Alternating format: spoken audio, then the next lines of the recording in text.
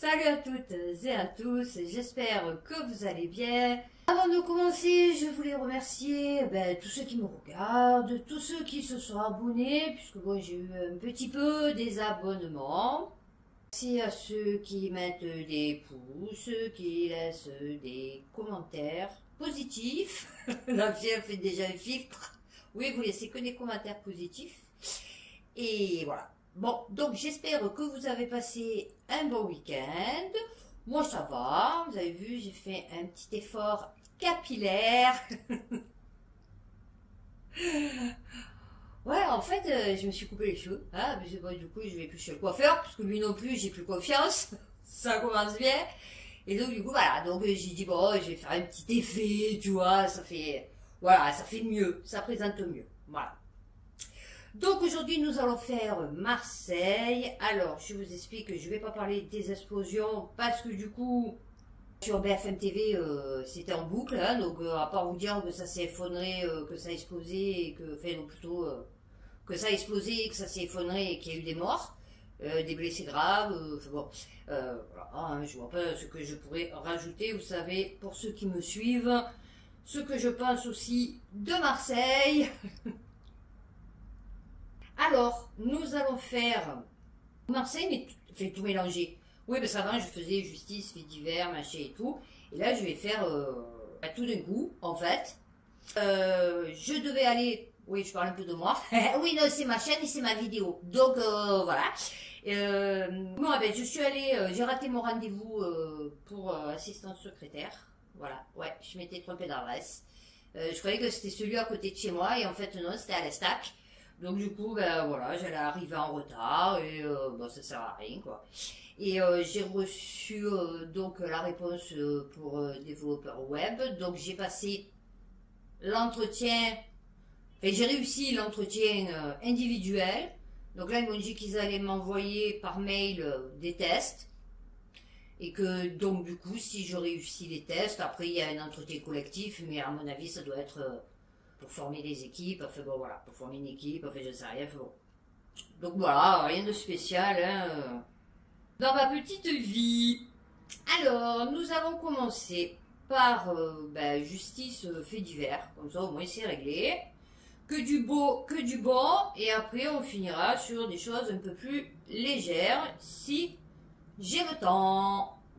Alors, nous allons commencer par...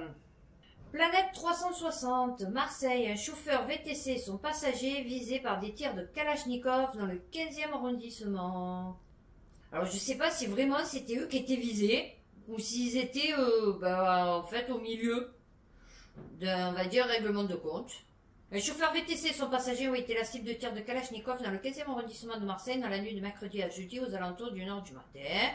Aucun des deux individus n'a été blessé par les tirs. Oui, c'est ça. En fait, ça a tiré, mais pas sur eux. Et après, je vous parlerai parce que pendant les blocages, vous savez, il y a eu les blocages des lycées au début de la réforme. Et en fait, j'ai un article sur un blocage de lycée et en fait sur un mail que je reçois toujours du lycée tiers, alors que ma fille elle y est plus. Mais bon, du coup, ça va bien servir, vous voyez. Ça va, on va dire, argumenter.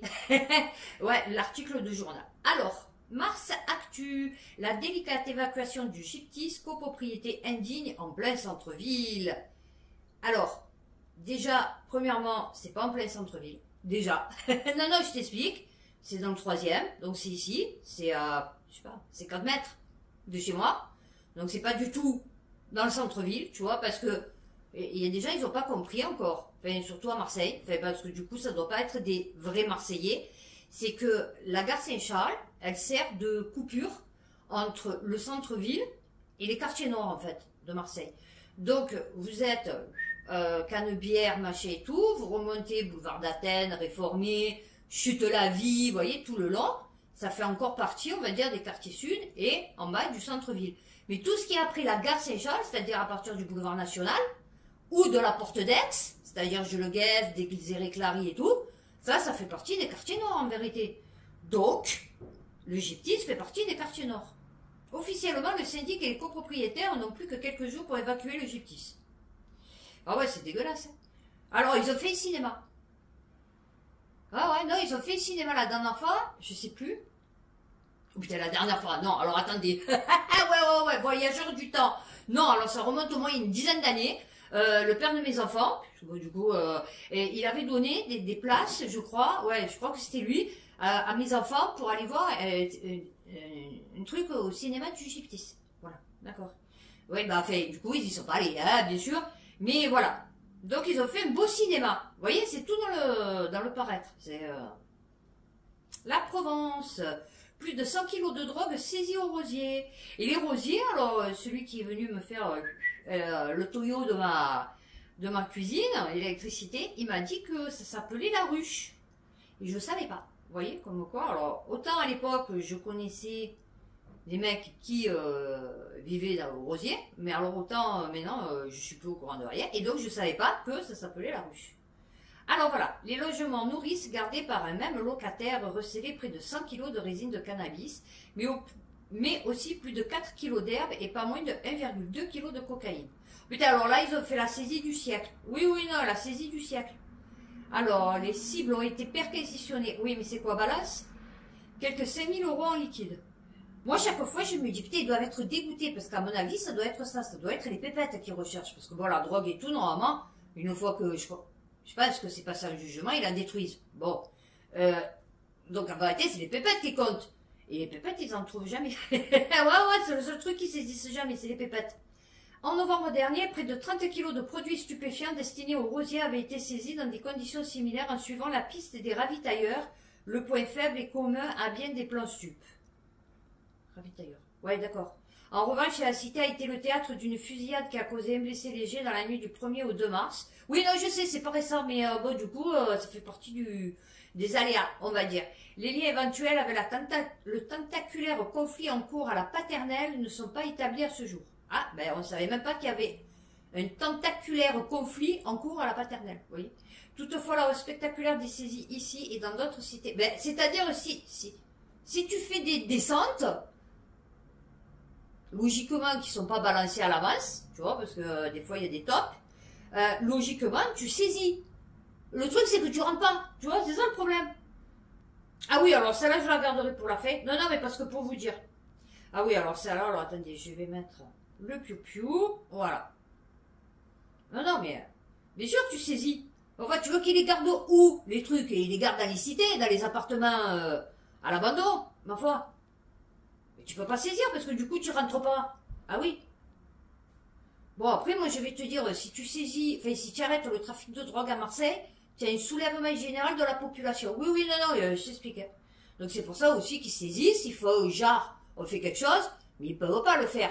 Parce que du coup, sinon la moitié de la population elle est dans la rue en train de manifester, rendez-nous nos dealers. Eh ouais, non, mais c'est vrai. Effondrement d'un immeuble à Marseille. La mairie a refusé Gérald Darmanin d'être accompagné de journalistes. Eh ouais, non, parce qu'il faut qu'il vienne avec sa garde rapprochée, tu comprends? Comme contrarié, les équipes de la municipalité, alors ça c'est 20 minutes, marseillaise et du ministère de l'Intérieur se sont très légèrement chauffées à l'abri du poste de commandement après l'arrivée de Gérald Darmanin rue de Tivoli, où un immeuble s'est effondré cette nuit. Ah oui, t'as encore plus voyageur du temps, encore plus. Ah, au carré. Le ministre est arrivé avec plusieurs élus après 11 h du matin. Ouais, je l'ai vu, Payan. À côté de mec, ben, sûrement le ministre. Ah non, c'est le ministre. Ben, un autre. Je sais pas, un barbichot. Enfin bon, il était comme ça. Lol. Alors, ni le ministère de l'Intérieur ni de la ville de Marseille, soucieuse d'éviter toute polémique, n'ont souhaité communiquer officiellement sur cette passe d'armes. Ah ouais, tu parles. Même sur ça, ils se mangent le fond. Ah ouais, non mais... Voilà, tête qu'il a... Putain, il a bien grossi, hein. Payan. Ah ouais, au début, quand il est arrivé à la mairie, il était sec comme un haricot. Ah ben là, il a gonflé, hein, depuis. Ah ouais, ça mange bien, hein, à la mairie. Ah ouais, surtout quand tu n'as pas été élu. Ah oui, ça mange encore mieux. BFMTV.com, Marseille, Pierre Benaroche, maire du 6e et 8e arrondissement, démissionne. Donc je suppose qu'il va être remplacé par une personne non élue encore. Eh oui. Non, mais c'est bien. Non, mais on est en démocratie. Ah oui, allez voter. Hein? Moi, je vais aller voter. Ah oui, bien sûr, je vais aller voter pour le prochain maire. Eh oui, bien sûr. Ouais. Le contexte actuel m'amène aujourd'hui à prendre une décision difficile. Ah oui, oh bah tu vas toucher la retraite. Âgé de 63 ans, ah ben voilà. Je suis trop forte. L'élu printemps marseillais, ah lui aussi, on a avisé le préfet. Oui, d'accord, et alors? Oui. Alors, l'affaire, à l'origine de sa démission, ah, parce qu'il y a une affaire. D'accord, non, je croyais que c'était parce que il était fatigué, il avait trop travaillé, vous voyez, la santé, épuisement, burn-out, tu vois. Il travaille dans une entreprise privée lorsque son employeur entame une procédure de licenciement à son encontre, sans détailler les motivations et une procédure qu'il conteste. Je n'en suis pas sorti indemne. Ouais, c'est ça, dépression. Non, mais j'hallucine. Ah non, mais sérieux. J'ai alors reçu le soutien de très nombreux collègues de mon entreprise, mais je n'en suis pas sorti indemne. Eh ouais, c'est ça. Burnout. Et oh là là, ça a été trop dur pour lui. Ah ouais, non. Alors, parmi ses fiertés au cours de ses 3 ans de mandat, Pierre Benaroche cite le démarrage du chantier d'apaisement du littoral, le projet de requalification de la place Notre-Dame-du-Mont, mais également la diversification des activités associatives, sportives et culturelles du secteur. 6e, 8e. Ah ouais, non, tu peux, oui, effectivement. Et les dizaines de concertations. Ah oui, c'est surtout ça, oui. Oui, parce qu'à mon avis, tu devais être payé à l'acte, toi aussi, tu vois. Donc chaque fois qu'il y avait une concertation, à mon avis, tu devais être rémunéré, tu vois, par nos soins, qui ont été menés dans l'ensemble des quartiers. Oui, c'est ça. Alors, RTL.fr, fusillade à Marseille. Il est temps que l'État s'engage, demande Yannick Ohanessian, adjoint au maire. Alors, et s'attaque à la racine du mal. Oui, mais mon chéri, en sachant que le trafic de drogue est comptabilisé dans le PIB. Oui, effectivement. Donc, ainsi que la prostitution. Comment tu veux? Tu vois, c'est comme si, je sais pas. Oui, ben, c'est comme si dans une comptabilité, tu enlevais une partie des recettes. Tu vois, ça va être compliqué, tu vois. Vu l'état de la France, Marseille était le théâtre de 3 fusillades, ouais d'accord. Alors, 3 personnes sont mortes, dont un ado de 16 ans, un autre de 14 ans est entre la vie et la mort. Et ouais. Ouais, mais tu vois, moi, mon chéri, c'est que, tu vois, par exemple, moi, mes enfants, à 14 ans, ils étaient pas dans la rue. Tu vois, voilà. Ils étaient à la maison. Alors oui, effectivement, ils avaient une maison où c'était calme. Mais ils avaient une maison où ils étaient bien. Mais bon, voilà, c'est ça le problème, c'est que souvent, dans les maisons, c'est pas top, tu vois. Alors que ce soit le contexte, que ce soit la famille, que ce soit tout. Donc du coup, oui, effectivement, tu restes dehors, tu vois. Voilà, un peu ce que j'ai fait moi. Et c'est d'ailleurs pour ça que j'avais mal tourné à un moment donné. Le corps dénutri d'une femme de 36 ans retrouvée dans un appartement entouré de détritus à Marseille.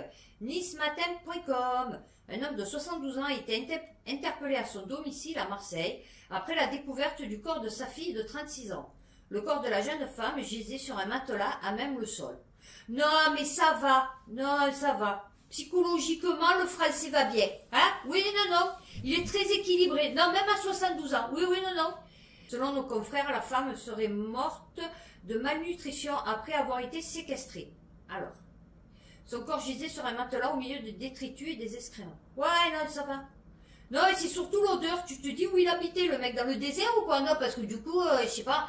Nous, par exemple, eh ben voilà. Nous, par exemple, pour lui dire mon fils, comme c'est une brave personne, d'ailleurs, qui me masse l'épaule tous les soirs et qui me fait extrêmement... Mon fils, il a des doigts, ils sont magiques. Bon, fait. Et il y a une femme en bas, au rez-de-chaussée. Bon, elle est un peu fatiguée, vous voyez, psychologiquement, et elle a des problèmes pour marcher. Et en fait, son fils, il lui a laissé son chien. Bon, je vous explique le contexte. Il lui a laissé son chien, et elle, en fait, bon, puisque nous, on a un ascenseur, mais au 3e étage, vous voyez. Donc, en fait, il faut monter plein d'escaliers pour arriver à l'ascenseur. Et elle habite, donc, normalement au rez-de-chaussée, mais qui est le 1er étage. Et donc, du coup, elle a des problèmes pour descendre les escaliers pour aller promener le chien. Et donc, le chien faisait pipi caca chez elle. Et ça puait. Et donc, que ce soit les locataires, les propriétaires, ils se sont plaints au syndic. Enfin, ils se sont plaints. Ils ont alerté le syndic comme quoi il y avait une femme qui avait un souci, parce que tout le monde la connaît, comme quoi elle avait un souci et qu'il fallait qu'elle soit aidée, parce qu'on ne pouvait pas la laisser comme ça. Et bien, le syndic, il s'est occupé, vous voyez, pour vous dire, le syndic, il s'est occupé, il a demandé assistante sociale, je ne sais rien, enfin bon, voilà, de venir s'occuper du cas de cette personne. Et la dernière fois, donc, elle n'arrivait pas à descendre puisqu'elle avait mal au genou. Mon fils, je lui dis, descente de merde que j'avais dans le couloir. Je dis, vas-y, descends-les. Et il remonte. Et il me dit, je redescends. Je dis, mais pourquoi faire? Il me dit, je vais promener le chien. Je dis, mais quel chien? Enfin, je lui dis, il me dit, ben, le chien de la dame du premier. Je dis, mais pourquoi? Enfin, je lui dis, qu'est-ce qui s'est passé? Il me dit, ben, je l'ai croisé dans les escaliers. Et il me dit, elle m'a demandé si je pouvais aller promener ce chien parce qu'elle n'arrivait pas à descendre les escaliers. Donc là, je monte, je viens récupérer, mettre les chaussures, je sais pas ce qu'il venait faire. Fait bon. Ah non, oui, récupérer la laisse du chien parce qu'il n'arrivait pas à promener le chien avec la laisse qu'elle lui avait donnée. Donc il est venu récupérer la laisse de mon chien, il est redescendu à pied, monté à pied, 3e étage, pour aller promener le chien de la femme qu'il connaît même pas. Il est remonté. Et la dernière fois, je la croise à l'escalier. Et je la vois, elle me voit de loin, je dis, oh putain, elle va me demander quelque chose, c'est obligé. Et elle me regarde, elle me fait bonjour, elle me dit, excusez-moi, elle me dit, vous auriez pas vu par hasard un homme avec un t-shirt jaune? Parce que mon fils, il avait un pull Bob l'éponge, vous savez, tout jaune. Et j'ai dit, non, et vous savez, puis d'un coup, je capte que c'est mon fils. Ah, j'ai dit, vous voulez parler sûrement de mon fils? Elle me dit oui, elle me dit la dernière fois il a promené mon chien. J'ai dit oui, je sais, il me l'a dit. Elle me dit vous pouvez lui dire qu'il peut repasser s'il vous plaît parce que j'ai besoin de lui. Alors je veux lui demander quelque chose. Alors j'ai dit ouais, j'ai dit vous savez mon fils, j'ai dit c'est un adulte, hein. J'ai dit fait sa vie, hein. J'ai dit là il est pas là. Bon il était en haut, il dormait. Mais fait bon, j'ai dit là il est pas là. J'ai dit mais bon si je le vois je lui dirai. Elle m'a dit ah merci, vous voyez, pour vous dire mon fils comme il est gentil. Enfin bon, donc je continue. Et donc le syndic s'est occupé de cette femme. Donc là que la femme elle soit morte entourée de détritus et d'excréments, je sais pas où il habite, mais bon. Alors, dans l'appartement du dessus résidait la mère de la jeune femme découverte. D'accord. Selon nos confrères, elle a indiqué aux enquêteurs chargés de cette enquête que son mari et père de sa fille les enfermait régulièrement. Ouais, ma fille, elle vivait... Ouais, ma fille. Ouais, ma fille. Elle a bloqué. Oui, non, mais ma fille, je me dis, tu vois, ça me rappelle Gaston Lagaffe. Je me régalais, rien que je disais ça. Gaston Lagaffe et Astérix Obélix. Ma fille, attends, comment, ta fille, pour être dénutrie et mourir de faim, dans des excréments, machin et tout, c'est que ça fait un moment que tu l'as pas vu, tu vois. Et puis toi, tu vis toute seule, donc, d'accord, il t'enferme, mais je sais pas, il y a des fenêtres chez toi, tu peux ouvrir la fenêtre peut-être, tu vois, pour crier, enfin, je sais rien, tu vois. Là, c'est une... alors peut-être pas une bouteille à la mer, parce que du coup, il y a un petit message, tu vois, au secours, je suis enfermé, il retient ma fille, tu vois, enfin, je sais pas, tu vois. Non, non, mais... L'homme en question, propriétaire de l'immeuble, a été placé en garde à vue. Ouais, d'accord, bah, ça fout, il peut être même propriétaire de la ville, en fait, tu vois. Ouais, des fois, il y a des trucs, vous voyez, je vous dis, des fois, il y a des trucs, je demande. Non, non, mais... Marseille, un homme de 20 ans tué de 15 balles dans le corps, dans le 3e. 15 balles. Ouais, le mec, il risquait pas de le louper, là. Moi, je te dis, alors, s'il est vivant... Ah ouais, monte à la Vierge, je te le dis, on va porter un cierge. Ah oui. Alors, un homme de 20 ans tué, ok. L'individu est arrivé en scooter au niveau de la résidence Eugène Potier dans le 3e arrondissement où se trouve sa famille. C'est à ce moment-là qu'il est pris pour cible par plusieurs individus à bord d'une Clio 4 qui tire une trentaine de cartouches de 9 mm. Ah ouais. L'homme a été touché à 15 reprises, notamment au niveau de... Ah ouais, d'accord. Les tireurs sont toujours en fuite. Ah ouais, non, mais ouais, ça c'est sûr, hein. Eh ouais. Ah ouais, non, parce qu'il n'y a pas de plaque sur la voiture. Ouais, non, puis il n'y a pas des caméras de surveillance. Eh ouais, non, non, il n'y a pas de... Pas du tout. Le 8 mars dernier, un autre individu âgé d'une vingtaine d'années avait été tué par balle dans le 13e arrondissement. Ouais, non, ma fille, tu peux mettre le 14e, le 15e, le 16e aussi. Le premier, ça arrive aussi. Non, mais c'est pas des règlements de code dans le premier. Dans le premier, c'est plutôt coup de couteau, vous voyez. Voilà. Ce que je suis en train de dire, ça se confirme. MSN.com, Marseille, un adolescent poignardé en plein centre-ville. Premier. Son pronostic vital est engagé. Une enquête a été ouverte par le parquet de Marseille et confiée aux policiers de la sûreté départementale. C'est ce que je vous disais, que nous, c'est plus ça qui nous pose problème que les fusillades dans les cités. Voilà. Donc la artère fémorale touchée, donc super. Et depuis une dizaine d'années, ça fait quand même le quatrième cas qu'on me rapporte personnellement. Enfin, je veux dire, vous voyez que la personne que je connais une personne directe, coup de couteau. Enfant, adolescent, adulte, une fois pour une place de parking handicapé. Alors, ah, c'est bien. Alors, on va finir par rapport à ça avec Dupond-Moretti et qui est en connexion directe avec la préfète, hein, puisque France-TV-Info.fr, fusillade à Marseille, Éric Dupond-Moretti fait un lien direct entre trafiquants et les consommateurs. Non, je vous dis que dans pas longtemps, ils vont arrêter les consommateurs.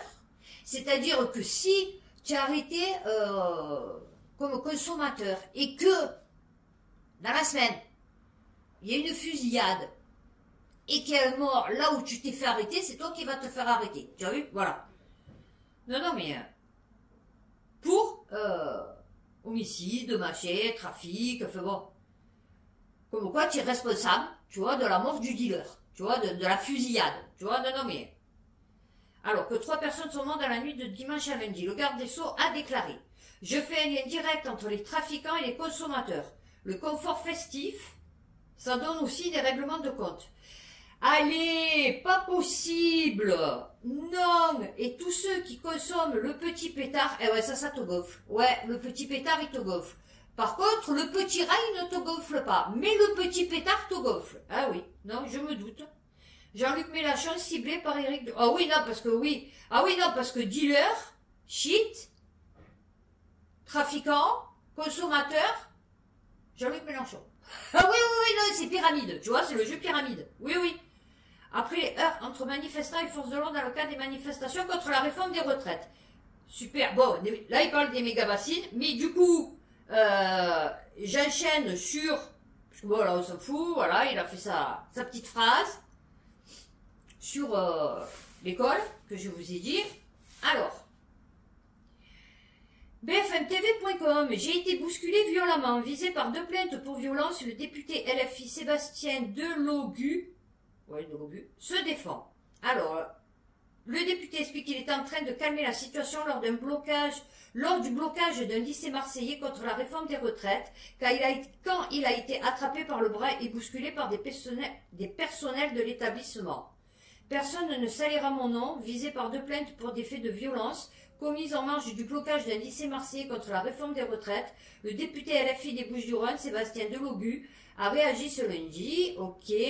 Pour recontextualiser, j'étais devant la société Satis. On voit au loin un enfant être ceinturé, mis au sol, traîné au sol par un monsieur. Nous nous sommes approchés, commence le député.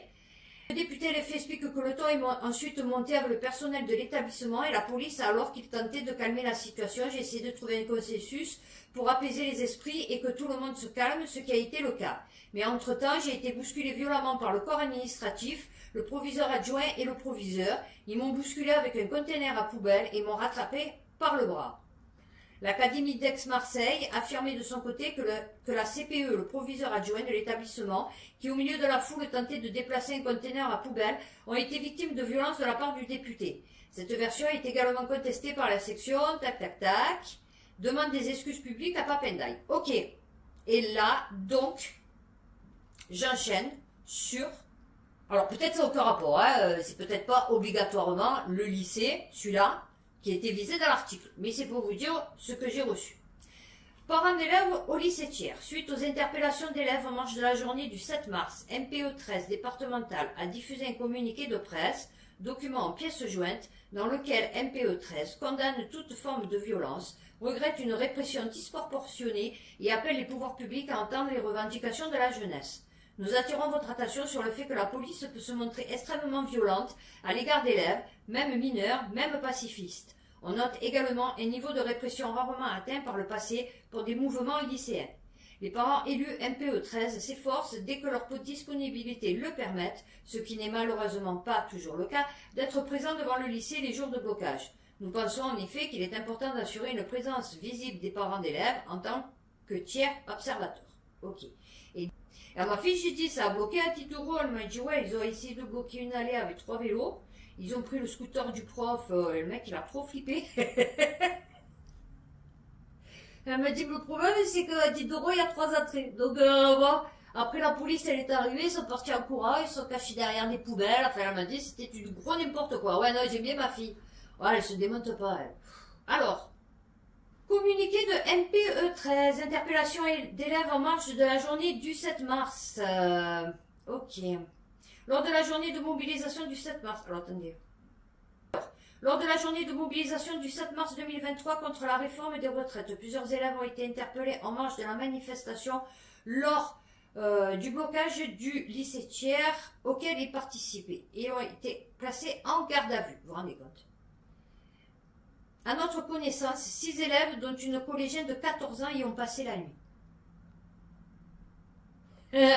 Ah mais putain, on aime la jeunesse. Hein? Ah oui, oh là là. Mon Dieu, le futur de la France. Hein? Ah oui. Alors où ça devient des péteux, parce qu'ils ont peur, masque, machin et tout, ils ont peur de... Pouh, ça fait ça... Oh, mon Dieu, quel malheur. Ou alors c'est des traumatisés, ils ont trop peur, parce que justement, pour fermer leur gueule, pour pas... Tu vois, pour pas qu'ils la ramènent, tu vois. Non, non, mais... MPE13 condamne toute forme de violence et demande que les droits des élèves interpellés soient strictement respectés. Oula, notamment l'obligation faite aux officiers de police judiciaire d'informer immédiatement leurs parents. MPE13 exprime sa solidarité avec les familles des élèves touchés par ces arrestations. MPE13 est préoccupé par la répression disproportionnée exercée envers les élèves interpellés et ses conséquences sur ces derniers et leurs camarades. Vous vous rendez compte? Vous vous rendez compte, au collège, tu arrives, tu sors de primaire, tu es en 6e, d'accord? Tu as quel âge? 11 ans? 12 ans? Tu vois des condés arriver, ou devant, toi tu es là, tu sors avec ton petit cartable, tu viens de te taper 2 heures de français, tu vois, que ça t'a gonflé en fait, et tu te dis, je vais rentrer chez moi, tu vois quand même m'opposer, et en fait tu vois tes élèves, les mecs que tu croises, enfin des élèves comme toi, que tu as croisés toute la journée dans les couloirs, à la récré, que tu... se faire gazer et se faire éclater par les forces de l'ordre, traîner par les cheveux et tout. Non, ça va, c'est pas violent. Non, non, non, non, non, pas du tout, non, non. Ouais, ça leur apprend la vie, hein? Il y en a, ils me diront, ouais, ça leur apprend la vie, comme ça, au moins, eux, hein, ils iront pas sur les sentiers de perdition, hein, pas vrai? Ah oui, non, c'est sûr. MPE13 appelle les pouvoirs publics à user de mesures et de retenues vis-à-vis de la jeunesse et à entendre son mal-être et les revendications qu'elle exprime dans un contexte de grande interrogation sur le monde de demain, bref, et sur le monde de tout court, hein, même d'aujourd'hui, hein, je dirais aussi, plutôt qu'à exercer des pressions qui semblent davantage destinées à faire des exemples et dissuader toute forme de mobilisation. Bon, alors, ok pour le message, mais tu vois, à la fin, moi je rajouterai que 80% de ceux qui ont écrit ça, lol, ils ont voté pour Macron. Je dis ça, je dirais. Bon, voilà. Donc là, on a fini par tout ce qui est un peu chelou. Et on va arriver dans du chelou aussi. Société. Alors, les vieux commerces de Marseille et d'Aix-en-Provence ferment les uns après les autres. francebleu.fr. Eh bien, figurez-vous. Ah, il y en a une, il doit trouver ici, ça Jackson. Figurez-vous que je suis descendue en ville. Parce qu'en fait, je voulais m'acheter des jeans. Et mon chinois, il a envie. Donc je me suis dit, bon, l'autre jour j'étais pas loin, ben quand j'ai raté mon rendez-vous là, et j'ai dit, bon, ben je vais descendre à Alger, chez mon chinois pour m'acheter des jeans. Et en fait, il a fermé. Donc j'ai dit, bon, ok, je vais pour reprendre mon scooter, enfin je reprends mon scooter, je remonte vers Castellane, que c'est les chantiers. Mon tatoueur, il a fermé aussi. Donc en fait, entre Castellane et la préfecture, il n'y a plus de magasin ouvert. Papeterie-d'Aix ferme après 130 ans d'années d'existence. En haut de la Canebière, à Marseille, la pâtisserie Plochu a subi le même sort. Les institutions laissent la place aux franchises et nos cœurs de ville s'uniformisent. Ah ben c'est ce qu'il veut pas y avoir. Une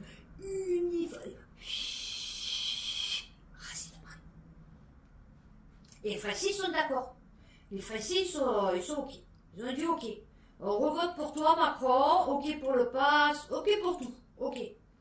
C'est le destin d'un petit temple de l'écrit. Bon, enfin, on s'en fout, voilà. Oui, non, mais c'est pour vous dire qu'il y a tout qui ferme. Donc là, ils sont en train de faire la place Castellane. Alors, je sais pas pour qui, du coup, parce qu'à mon avis, ça va remonter un peu sur le boulevard Baille. Donc, les peu de magasins qu'il y a encore un peu sur le boulevard Baille, à mon avis, vont fermer aussi.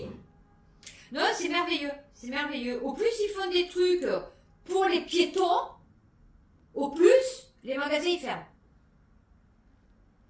C'est bizarre. Vous voyez, comme quoi, c'est paradoxal. Ah oui, nous, Marseille, c'est paradoxal. Nous, c'est-à-dire, ben ouais, moi, en ville, si je peux plus descendre en scooter, je descends plus en ville, en fait. Je vais pas me taper 3 heures de bus pour rien, en fait, tu vois. Donc, mon pantalon, ben, je l'ai acheté sur Chine, moi. Eh oui, direct, à la source. Je suis pas passé par l'intermédiaire chinois, je suis passé direct chez moi. Alors, Libération.fr, super profit, Rodolphe Saadé, le milliardaire vrai boss de Marseille. Disposant de moyens financiers extraordinaires grâce au super profit de CMA-CGM, le milliardaire déverse des millions sur sa ville depuis 3 ans. Ah oui, mais pas à nous alors. Hein. Ah ouais, non, le ruissellement, il a été un peu détourné. Ouais, c'est ça, ouais. Ils ont fait des, tu vois, petits barrages. Voilà. Et pas pour les saumons. Ah ouais, non, les saumons, non. Alors déjà, le reste, non. Mais alors les saumons, comme nous, ah bon, oui. Ah oui.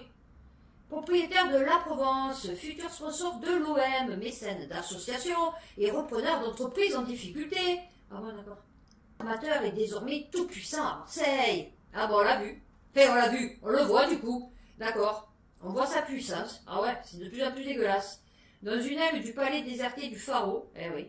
Un peu comme tout. D'ailleurs, à Marseille, tout est déserté. Dédié au salon professionnel. Ah voilà, c'est pour ça. Eh ouais.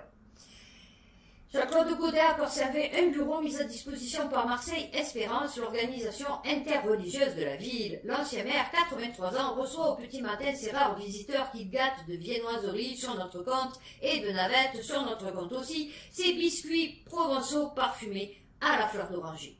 De cette pièce qui domine la cité méditerranéenne, l'ex-sénateur remue au hasard de la conversation les souvenirs de sa longue vie politique. Oh mon Dieu, mais qu'est-ce qu'elle a été longue. Oui, oui, oui, mon Dieu, mon Dieu, mon Dieu. Voilà. Non, c'est bien. C'est bien. Ah ouais, non, mais je vous le dis, on n'est plus chez nous. Alors, on n'est pas plus chez nous par rapport aux immigrés, mais on n'est plus chez nous par rapport aux milliardaires qui rachètent tout. Marseille, vers une annulation de la hausse de la taxe foncière. Alors, attends, la prochaine ou celle qu'on a eue? Parce que du coup, ça serait bien qu'ils me remboursent malgré que j'ai eu un abattement. Ah oui, non, mais oui, ma foi, attendez. C'est par rapport au taux de machin, de trucs, de choses, donc logiquement, s'ils annulent la hausse, non, ouais, au moins des sous. Alors, vers une annulation de l'augmentation de la taxe foncière en 2022.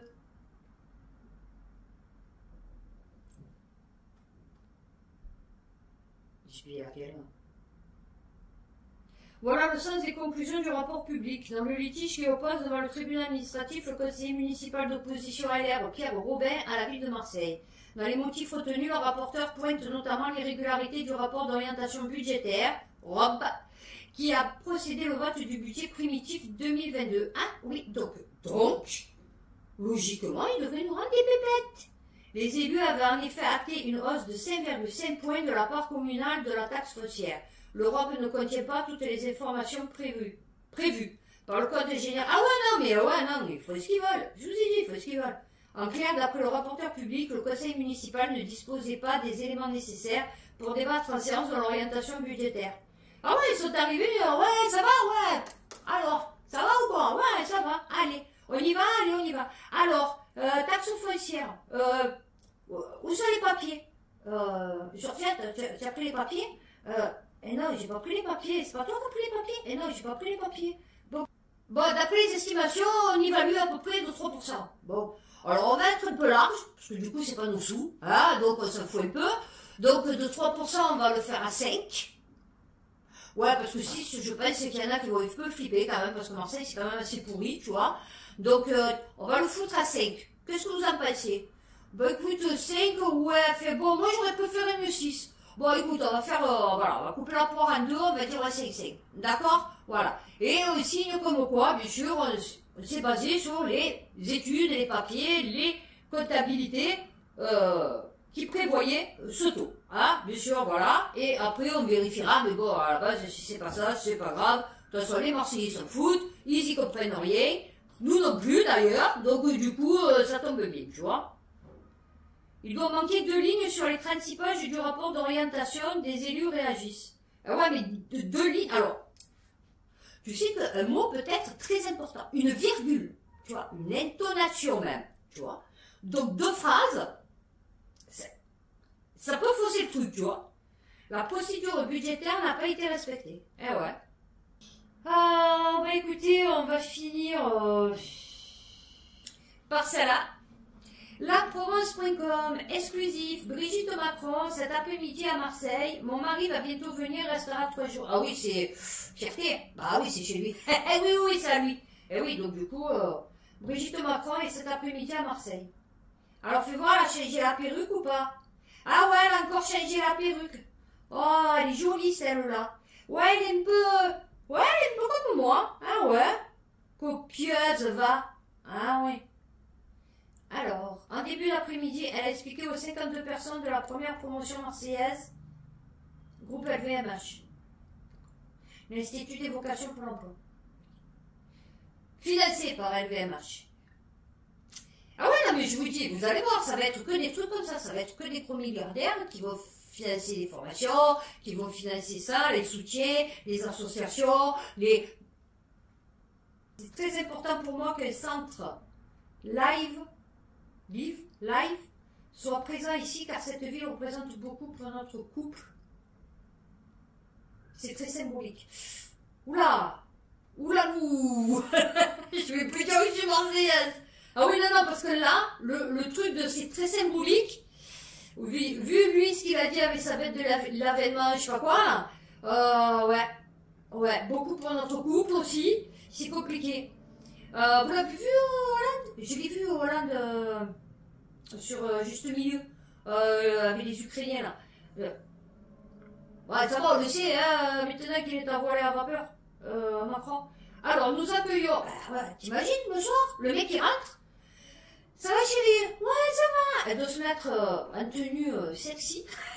oui, je parle de Gigi, toi. Elle doit se mettre en tenue sexy. Alors déjà, habillée, c'est compliqué, hein.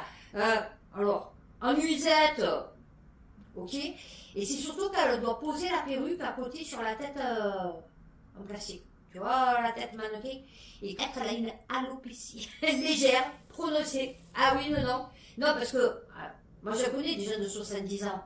Les cheveux, ouais, à part certains, hein, vraiment. Mais les cheveux, ouais, il n'y en a plus beaucoup, hein. Je veux dire, c'est des cheveux de vieux, tu vois. Donc je l'imagine, lui, à côté d'elle, dans le lit, en train de regarder, je sais pas, complément d'enquête, tu vois, voilà. Sur les forces de police, ouais. Nous accueillons des personnes jusqu'à l'âge de la retraite que je ne vous donne pas. Attendez, nous accueillons des personnes jusqu'à l'âge de la retraite que je ne vous donne pas. Tu nous donnes pas quoi?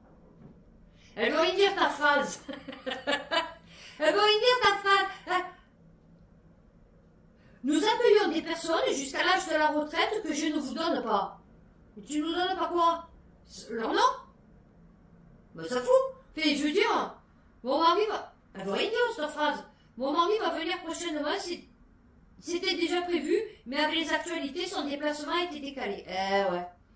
Et il viendra 3 jours. Ah ben c'est sûr que nous, quand il y a Macron, à part pour certains, mais sinon tout le monde s'en tape. On fuit, tu vois, parce que bon, déjà le périmètre il est bouclé à 50 km à la ronde, tu vois. Et donc ça nous emmerde plus qu'autre chose, et on s'approche pas, on en a rien à foutre de lui en fait, tu vois. C'est pour ça qu'il est bien chez nous. Parce que nous, il n'y a personne pour venir lui casser les bonbons, tu vois. Avec sa vieille. Oui, c'est la première dame. Non, c'est pas la première dame. Non. Elle est très abordable, très sympathique, et semble plus chaleureuse que son mari. Conclut une participante.